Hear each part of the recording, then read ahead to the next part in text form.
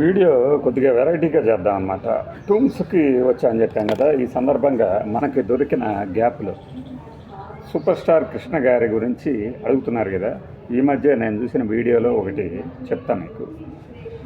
కృష్ణ గారు ధైర్యం, సాహసం, డైనమిక్ అనే పేర్లు ఎందుకు వచ్చాయి అంటే చాలా కారణాలు. అప్పుడు చూసిన వాళ్ళు, మేము పిల్లలుగా ఉండి తర్వాత పెద్ద అయిన తర్వాత చూసినవి చాలా ఉన్నాయి. వాటిలో ఒక్కటి ఆయన నోటి వెంబటే విన్నదే.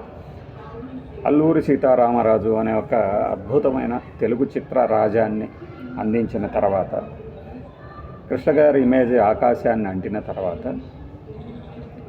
ఏ సినిమాలోని ఇమేజ్ కూడా దానితో సరితూగలేక ఫ్లాపులుగా పరిగణించబడ్డాయి. అంటే 100 డేస్ ఇప్పుడు అంతే కదా, ప్రతి బాలు 6 కొట్టేవాడు, తర్వాత సింగిల్ రన్లు తీస్తే అంతగా రుచించవు కదా. అలాగా వచ్చిన సినిమాలు వచ్చినట్ట దీర్ఘ సుమంగళి భవ, బంధాలు అనుబంధాలు, ఆడంబరాలు అనుబంధాలు, ఇంకా సంతానం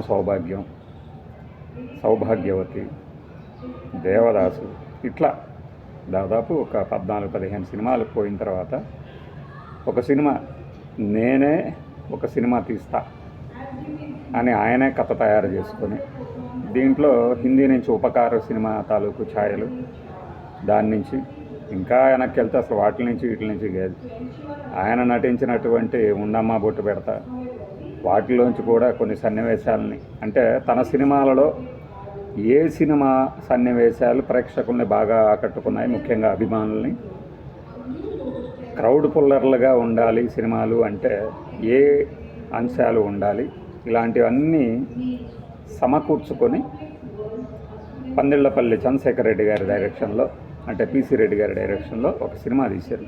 అది పాడి పంటలు. ఈ సినిమా రిలీజ్కి ముందు చక్రపాణి గారు, నాగిరెడ్డి గారు, వీళ్ళందరూ ఉంటారు కదా, గాళ్ళు అందరూ మన గారులు నేను అంటుంది, గాడు కాదు నాయన. మళ్ళీ వాళ్ళు ఏం చెప్పారు అంటే, గురువు గారిని చూసి, నువ్వు ఇప్పటికే చాలా నష్టపోయి ఉన్నావు, కృష్ణ గారి నోట్లో వచ్చిన మాట ఇది. మరి ఇప్పుడు పెద్ద సినిమాలు రిలీజ్ అవుతున్నాయి 76 సంక్రాంతికి, వాటి మీద వేస్తే ఇంక నువ్వు పోతావు, వద్దు, ఆరిపోతావు, ఇప్పుడు సినిమా రిలీజ్ చేయొద్దు అన్నారు. కృష్ణ గారు నవ్వేసేసి, ఆ సినిమా మీద నాకు నమ్మకం ఉంది, నేను ఖచ్చితంగా ఆడుతుంది అని చెప్పేసి, పైగా ఆ మాట ఆయన చెప్పాల, ఇంటర్వ్యూలో ఎక్కడ కృష్ణ గారు ఆ మాట చెప్పాల, పోతావు అన్నారు. అంటే ఏమైంది సార్ తర్వాత అన్నారు. ఏమైంది, అదొక చరిత్ర అయింది. 76-14కి కృష్ణ గారి పాడి పంటలు రిలీజ్ అయింది. దానికి పోటీగా ఎవరెవరి వచ్చాయి అని ఆయన చెప్తారంటే, ఇది ఆయనకి సలహా ఇచ్చిన ఆయన ఎన్టీఆర్ గారి వేములవాడ భీమక వస్తుంది, శోభనం బాబు పిచ్చిమారాజు వస్తుంది, పెద్ద సినిమాలు ఉన్నాయి కదా, వాటి మీద వేస్తే ఇది పేలిపోద్ది, లేచిపోతాయి అన్నారట. దానికి నా సినిమా రిలీజ్ చేశాను నేను, పోతాను, సినిమాను మాత్రం వాయిదా వేసేది లేదు అని రిలీజ్ చేస్తే, ఆ 2 సినిమాల పరిస్థితి ఏంటనేది అందరికీ తెలుసు. ఆ తర్వాత కృష్ణ గారి సినిమా సిల్వర్ జూబ్లీ కూడా ఆడింది. ఈ ఒక్క సంఘటనలో ఇది నా గొప్పతనం అని చెప్పకుండా, తనకి గురువులాగా, లేకపోతే అభిప్రాయాలు ఎవరినైతే అడుగుతారో వాళ్ళందరూ వెళ్ళిపుచ్చిన అభిప్రాయాలు చెప్తూ తానేం చేశారో చెప్పారంతే. ఆస్తులన్నీ అమ్ముకోవాల్సి వచ్చి పరిస్థితి ఏర్పడినా కూడా, వేరే హీరోలు సినిమాలు వస్తాయన్నా కదా అని చెప్పేసి, తేడాగా ఉంటుందేమో నా సినిమా అని ఆపలా రిలీజ్ చేసేది. అదే ఆయన గొప్పతనం. దాన్ని డేరింగ్ అంటారనమాట. అర్థమైందా? అంతేగాని మన సినిమా వస్తుంటే మిగిలిన వాళ్ళ సినిమాలు వాయిదా వేయించడం కానీ, ఇప్పుడే ఒక ఫ్లాష్ స్టార్ట్ వచ్చింది, దాని గురించి వేరే చోట మాట్లాడదు.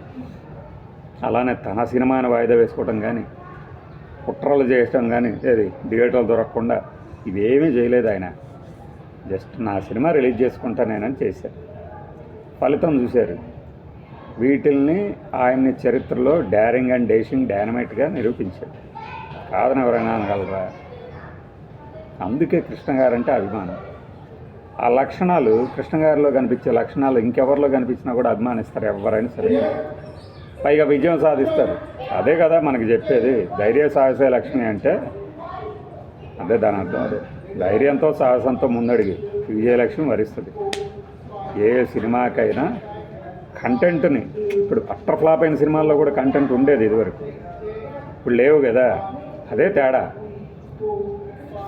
ఈవెన్ హిట్ అయిన సినిమాల్లో కూడా కథ ఏముందన్న భలే ఆడిందే, అది పెద్ద సినిమానా అని కావాలని తీసి పారేసేవాళ్ళు ఉంటారు. కంటెంట్ లేకపోయినా కూడా ప్రేక్షకులను ఆకట్టుకునేటువంటి ఒక లక్షణం ఉంటే చాలు. ఆ 2.5 గంటలు మిమ్మల్ని ఎంటర్టైన్ చేస్తే చాలు.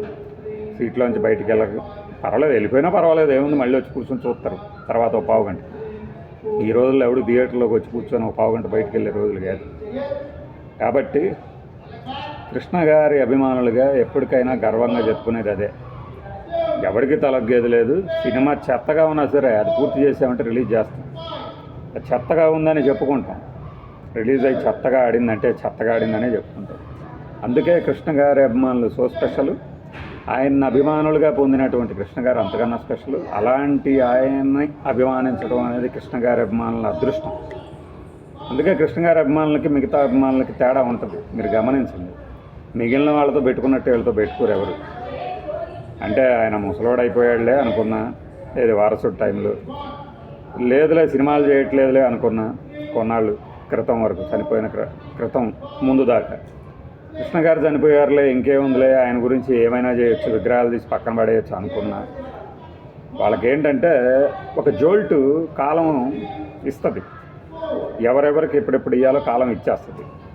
అభిమానం అనేది మనిషికి, ఆయన నటనకి, ఆయన మంచితనానికి ఎంత చెప్పవచ్చు ఆ మంచితనం గురించి.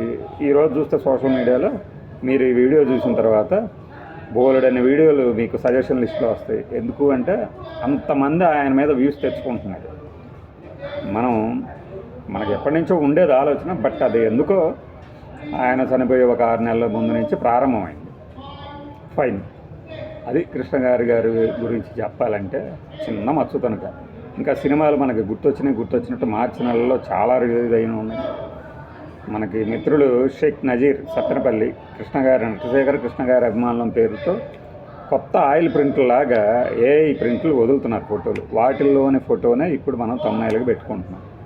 అద్భుతంగా ఉన్నాయి అవి. ఒక్కసారిగా పాత రోజులకి వెళ్ళిపోతున్నాం. నజీర్ గారి వయసు ఎంతో, ఆయన సత్తెనపల్లిలో లేకపోతే ఇంకెక్కడన్నా ఉన్నారు, ఆయనకి హ్యాట్సాప్. మంచి ఫోటోలు. ఆయన పెట్టిన దాని ప్రకారమే మనకి ప్రేమజీవులు అనే ఒక సినిమా ఒకటి, ఇంకొక సినిమా ఈ మార్చిలో రిలీజ్ అని చూశాను. అంటే గుర్తు తెచ్చుకున్నాం. మళ్ళీ రైతు భారతం గురించి మాట్లాడేసుకున్నాం.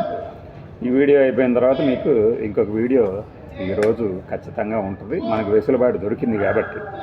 అది కృష్ణ గారి సాహసం, కృష్ణ గారి గొప్పతనం. ఆయన గురించి చెప్పుకుంటూ పోతే మనకు ఎదురు ఇంకొకడు ఉంటే మీకు 24 గంటలు మాట్లాడగలను నేను. అదనమాట. చిత్తగంచవలను